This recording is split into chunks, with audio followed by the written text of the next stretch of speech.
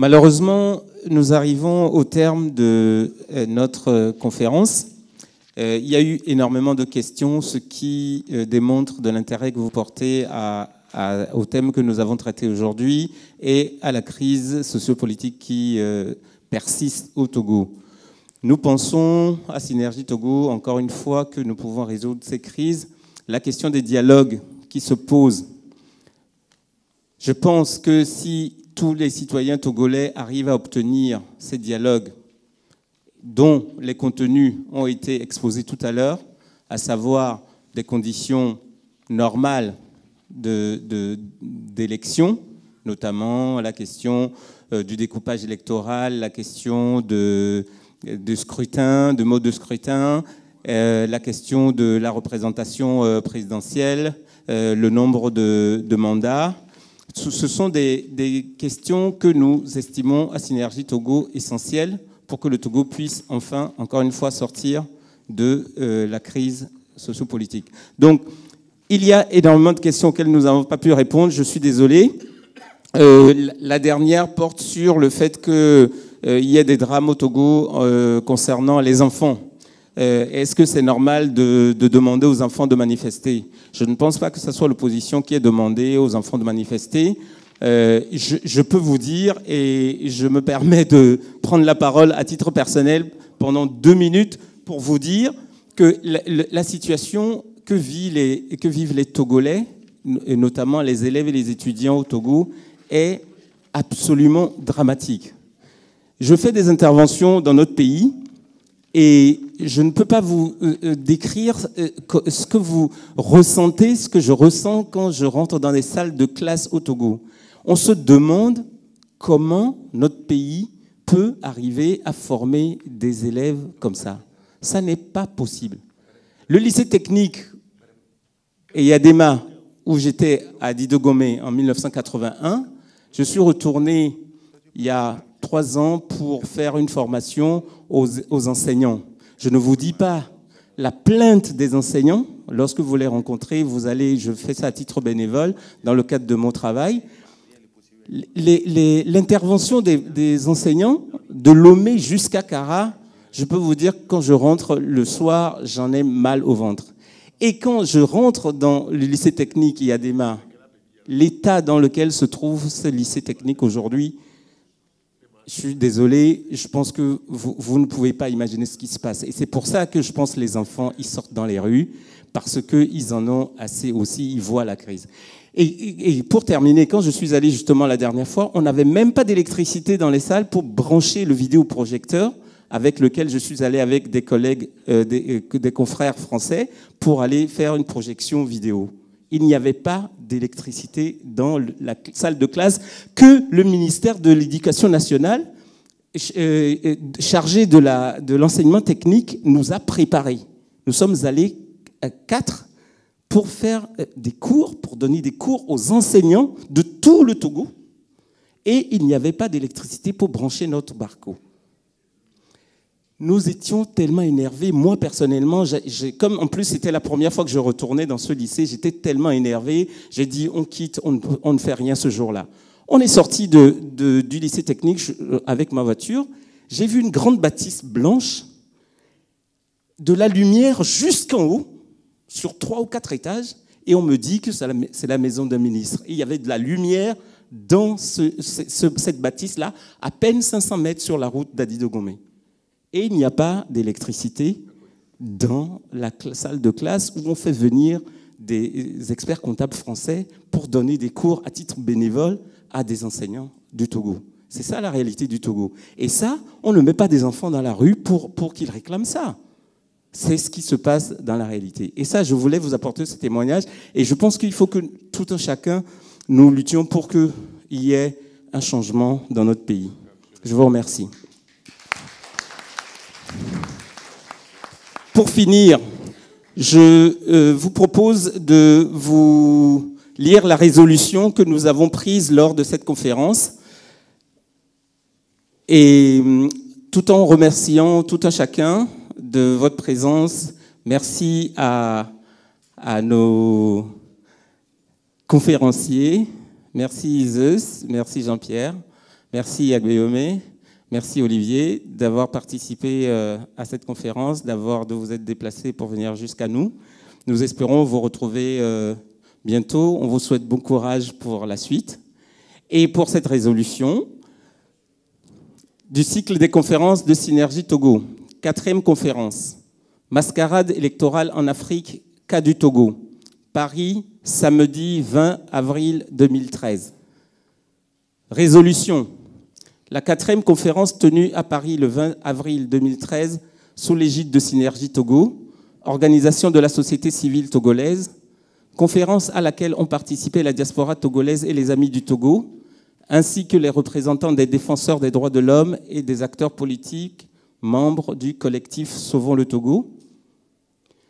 Considérant le désastre sociopolitique et socio-économique cumulé et entretenu depuis un demi-siècle par le système dynastique et autocratique du Togo, situation profondément aggravée par le sinistre causé par les incendies en janvier 2013 des marchés de Lomé, de Kara et d'autres localités du pays, contexte fortement aggravé par les récents mouvements de grève des fonctionnaires et les manifestations des scolaires réprimées avec barbarie et dans le sang par les forces de police, occasionnant la mort de 3 jeunes lycéens, dont un tué par balle réelle.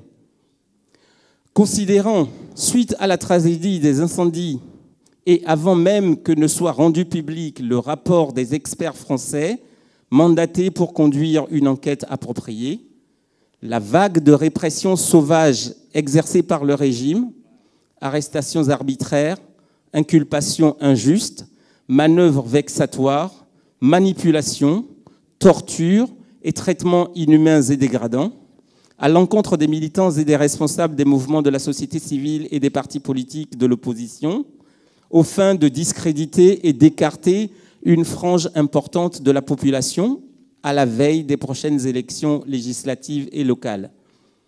Considérant les très nombreux témoignages de désapprobation des actes de violence ainsi que les manifestations de solidarité à l'échelle nationale et internationale aux forces démocratiques togolaises, témoignages qui reconnaissent explicitement que la démocratie est bafouée au Togo par un système toujours surdéterminé dès lors qu'il s'agit de la captation et de la conservation du pouvoir et qui refuse d'année en année toute ouverture vers une alternance par des élections transparentes et crédibles.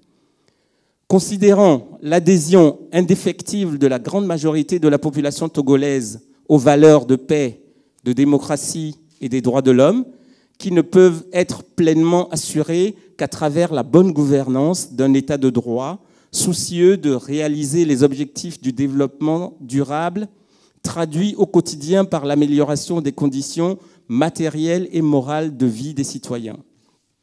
Considérant la place et le rôle déterminant de la diaspora togolaise, qui a constamment et concrètement manifesté sa solidarité par des contributions multiformes aux familles, poussées de jour en jour par le régime dans les abysses de la pauvreté, de la souffrance et de la désespérance, tandis qu'une minorité, agrippée au pouvoir, continue de dilapider les ressources du pays.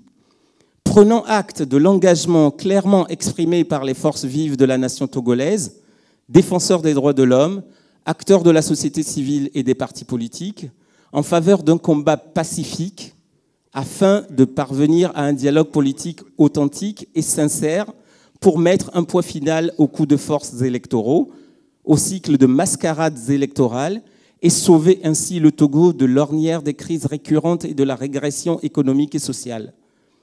Lance un appel solennel à toutes les forces démocratiques togolaises et aux amis du Togo afin qu'elles unissent encore davantage leurs forces pour que soit organisé au Togo un dialogue franc et sincère destiné à lever les lourds nuages qui continuent d'assombrir gravement le paysage politique et des droits humains, comme cela a encore été vérifié le 15 avril 2013 lors de la violente répression des manifestations des fonctionnaires et des scolaires, entraînant la mort de 3 lycéens, pour que soit organisé un dialogue franc permettant d'aller vers des réformes institutionnelles et constitutionnelles préalable à la participation la plus large aux élections véritablement libres, fiables et transparentes.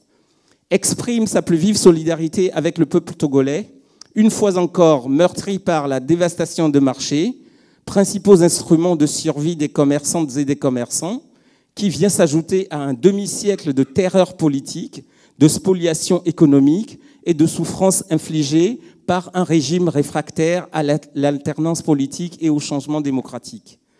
Exige la libération immédiate des personnes détenues, ainsi que la nullité des inculpations et l'arrêt des poursuites et autres actes de harcèlement exercés par le pouvoir contre les citoyens, les militants et les responsables des mouvements associatifs, des acteurs politiques et des médias.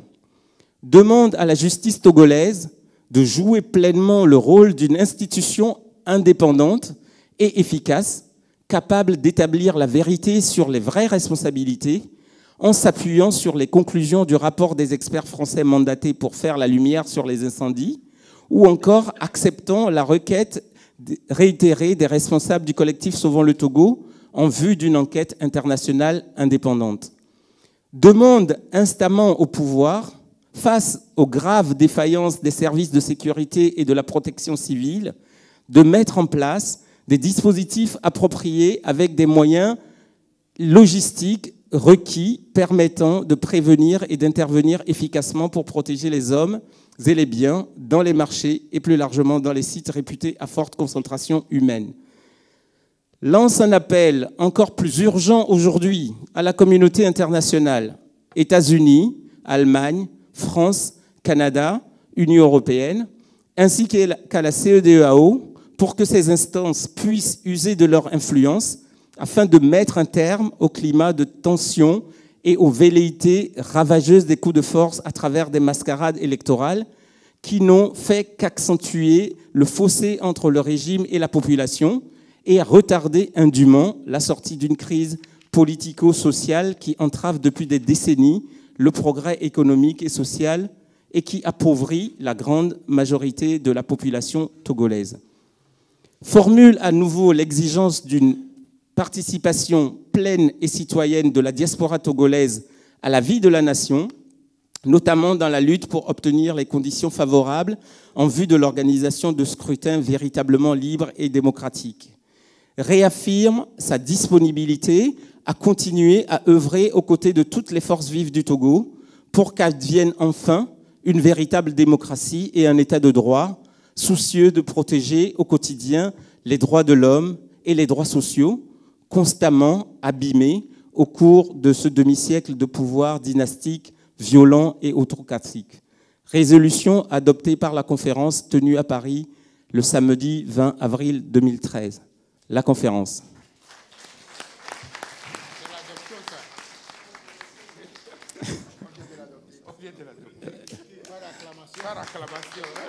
Par acclamation, merci.